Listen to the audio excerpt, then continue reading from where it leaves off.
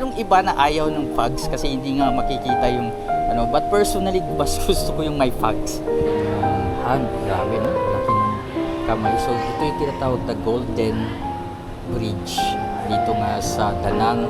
And right now ay nandito nga tayo sa hindi ko pa ma-memorize sa Mung Thani Grand Danang Hotel. Ang haba. Okay, so yes, dito na yung reality ng magulong hotel tour.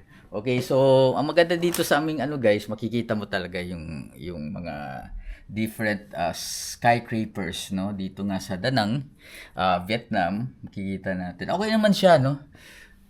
Here. Tapos ang lamig ng aircon, grabe.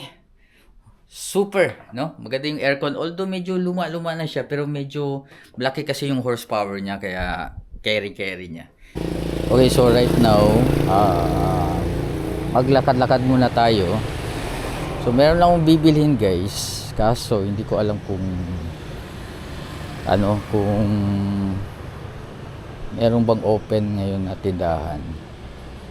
Okay, meron silang park dito. O parang Pilipinas rin. And as you can see, wala talagang mabilihan dito na kasi wala talagang nakita. Usually sa Thailand kasi, sa Pattaya or sa Bangkok, bawat kanto mayroong meron talagang 7-Eleven, pero dito bihira lang na wala pa talagang nakita. Okay, tingnan mo naman yung aso guys, so walang leash, parang lang. Okay, so maglibot-libot lang muna tayo guys. Let's appreciate the beauty of Tipang na Banggaan. Parang wala na yata dito. Okay guys, so pabalik na tayo ng hotel. And isa din sa dito sa Danang, medyo hindi sila masyadong strict sa mga smokers, no? So hindi naman talaga bantang, pero makikita ko talaga yung iba nasa labas lang ng hotel, pero sa loob ng hotel bawal talaga. May mga doon signage.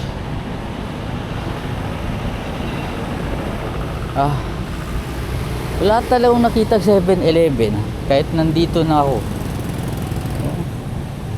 Grabe. So dito guys parang mala Chinese. And actually malapit lang yung bridge dito. Meron na yung namin guide. Okay, tamang-tama. Okay, so right now guys, paalis na kami sa aming first stop sa Bana. So medyo minsan lang hindi nakakaintindihan yung kasi yung Vietnamese guide namin, medyo iba talaga yung English format niya. Pero okay naman, at least nakaka-absorb naman din tayo. Kumbaga yung mga basic na communication, medyo nadadala naman. Okay, so we are excited at tunata. If you want to say hello to me, what will you do? Xin chào. Yes, very nice everybody. Thank you so much for the very good student right now, huh? Yes, xin chào Lancy. It's okay? Yeah. And then when you want to sing to hi Da Nang City, what will you do? Xin chào Da Nang City. Right, xin chào Da Nang City. Okay, everybody? Remember, because we will have the video later. Okay, everybody? Yes. Okay, so right now guys, we are here sa Bana Hills. Makikita nyo, dito yung starting point. So, dito kami mag-meet up ng aming guide later. Then after that ay aakyat na kami sa taas, no? So, kukuha lang kami ng mga photos, videos. So, ang usapan is around 10 AM, magkita-kita kami sa may bus station na yellow. So, ito yung view niya guys. At meron kaming sige, tawag Kalo. Basta Kalo. So, this is the national hut, no? Or Kalo ng ng Vietnam. So susuotin ko na. Okay, so right now guys, maghanap lang tayo ng ng CR. And yung napansin ko lang dito sa Vietnam, maganda. One of the best streets dito. Kasi yung sa tatlong toilet na napuntahan ko guys, yung public toilet nila, bukod sa malinis, maganda yung design, yung amoy talaga eh. Yung merong may pagka-citrusy na ginger na I don't know, pero parang malinis siya. Malinis yung amoy, kumbaga. Parang therapeutic na rin. So, yun yung difference dito. Ang ganda. Ganda ng nila. Comfort room. 10, 11. So right now guys, medyo kami, nahuhuli. Pero wow, ang ganda ng place. Grabe, nice. Kung pupunta kayo dito sa Da Nang or even dito sa Vietnam, mas place talaga itong ganun. Ang ganda eh. Okay, so right now guys, medyo marami-rami palang escalator yung dadaanan natin. And this is I think mga 5 ika-5th naming ika-5th naming escalator. So yeah, very excited na yung lahat para sa ating ultimate tour dito sa Da Nang, Vietnam. Sila yung wifi deso. Sila yung free wifi din. Orang dito tas pikas hindi drop by. Libot at tani pre. Sorry, guys, medyo foggy na din. Kalingaw. So it means air visibility na ganito kataas Walang dito. bikaw manan. That's why this is one of the most or the longest na cable car. Wala na makita. Dolan bay. Silhouette na namin yan guys. Ulan pag yun.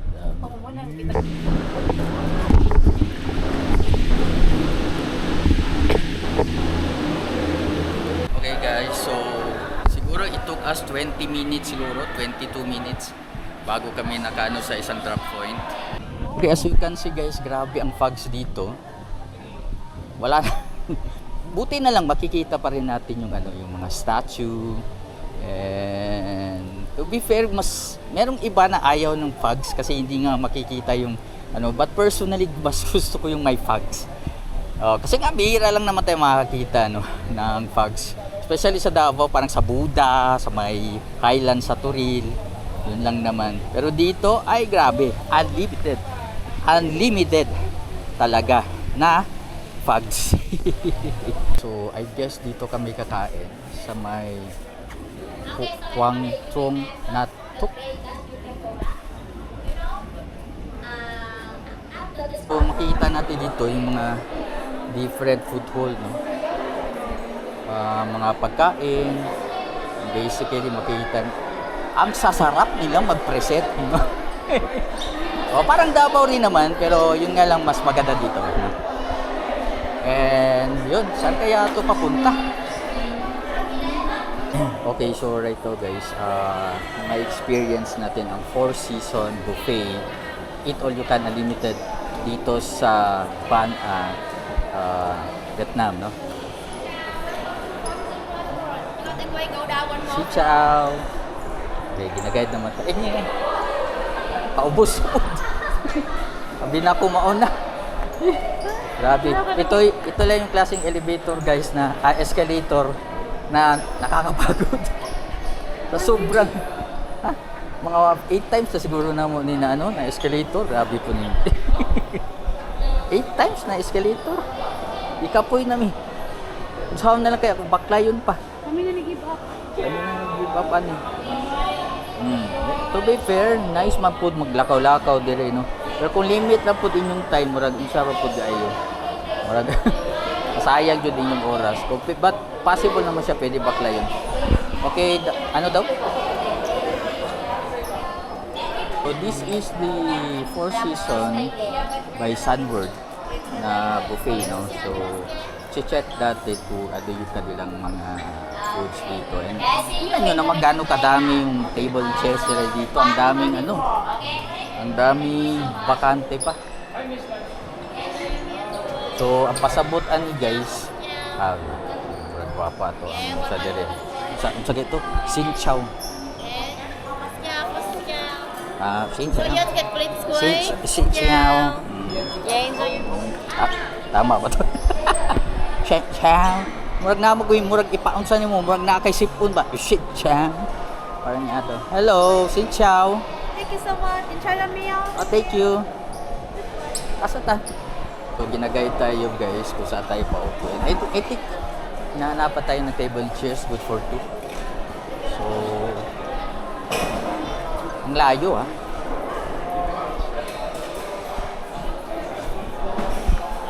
Dito daw Des, okay na.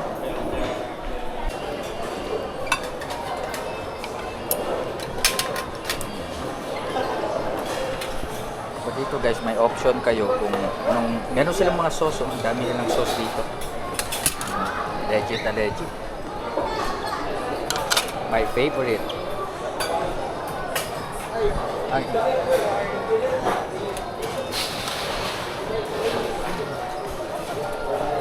Ganda dito kasi nagre-refill agad sila. No? So, isa-isa lang. So, ano to? Grilled cobia. Grilled cobia guys. Grilled cobia. Try natin yan. So, merong mais. Pero, kanina kasi nakakain ako ng steam. Medyo hindi, pass na tayo dyan. Yung rice nila, no? Merong ano, pinapainit.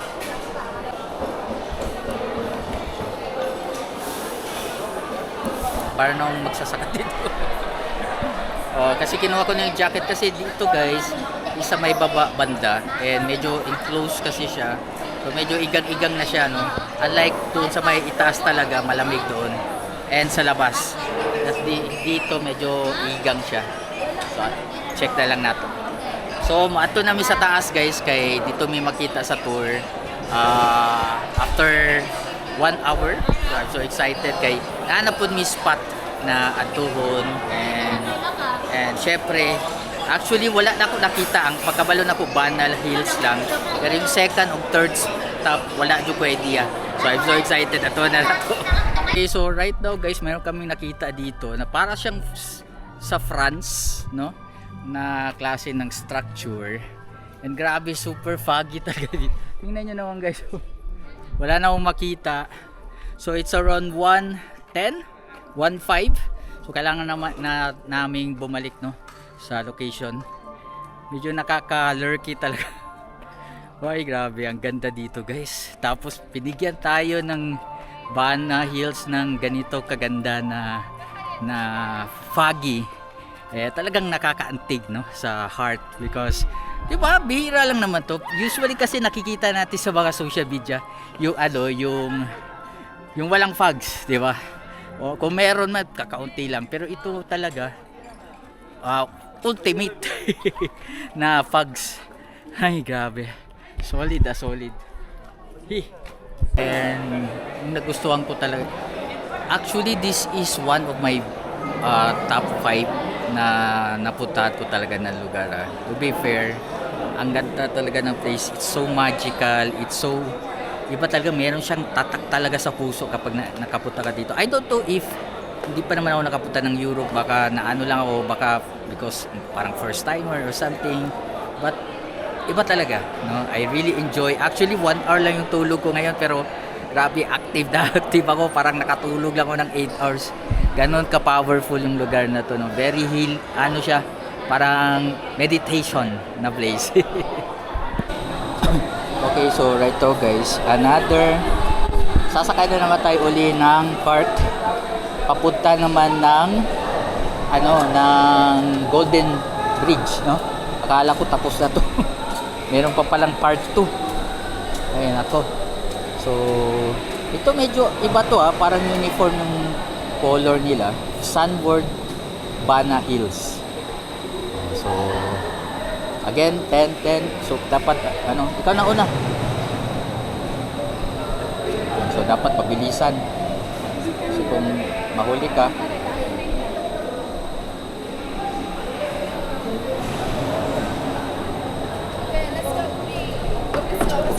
Lumot ka.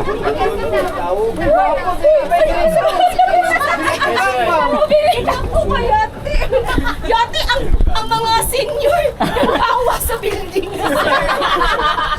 Uy, kayo na. So guys, we are here na sa may Bardo Station. Ayan. So, kung titingnan nyo yung ano nila guys, yung pavement ng ito na. Yes.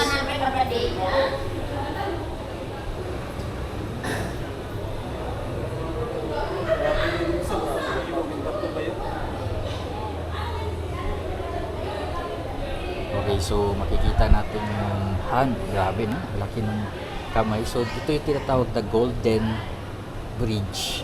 Dito nga sa Danang, isa sa pinaka-popular na tourist destination. So, buti na lang makikita natin yung kamay, no? Usually kasi kapag foggy talaga dito, even yung kamay hindi makita. Pero right now, nakikita naman natin. So, it's at least ano tayo, swerte din. Diba? So, ito yung isang area ng ano, puro ano to dito, statwa ng ano, yung parte ng katawan, ulo, kamay, paa, faceless.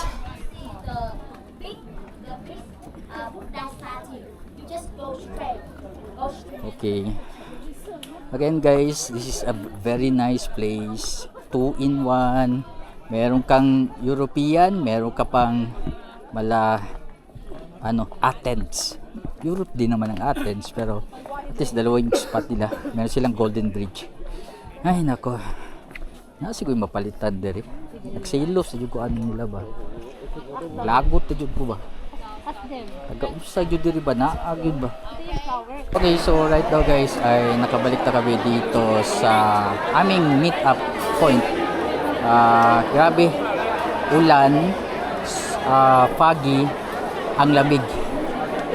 Okay, so right now guys, pauwi na kami, pababa. And kailangan lang natin medyo mag-ingat kasi basa yung floor. Oh, basa talaga. And ang dapat lang gawin dito is again, pabilisan na lang. So, yung mga seniors natin, yun yung inaano ko yung mga seniors. Ayan, dito sila.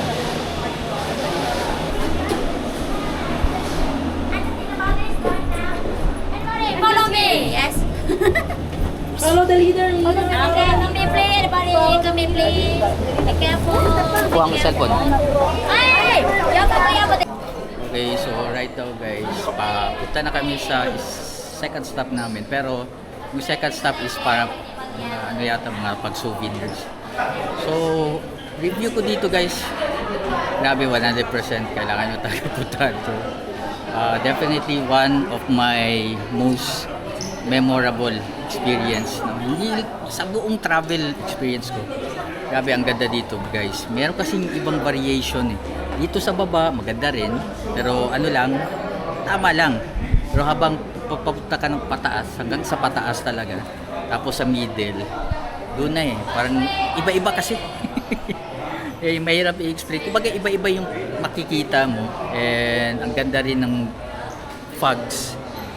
Even though palagi na akong nakaka-experience ng fog sa may Davao, sa may Buda.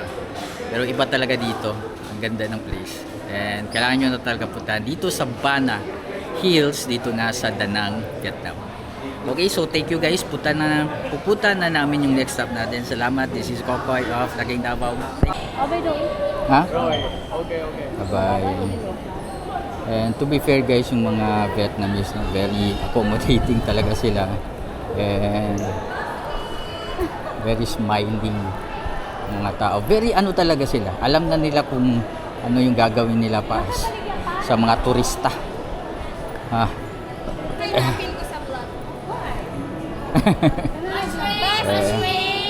And yun, I guess that's it guys.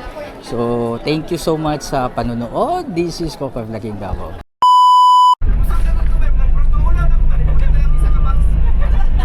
Okay, so right now guys, bumalik muna kami dito sa sa hotel.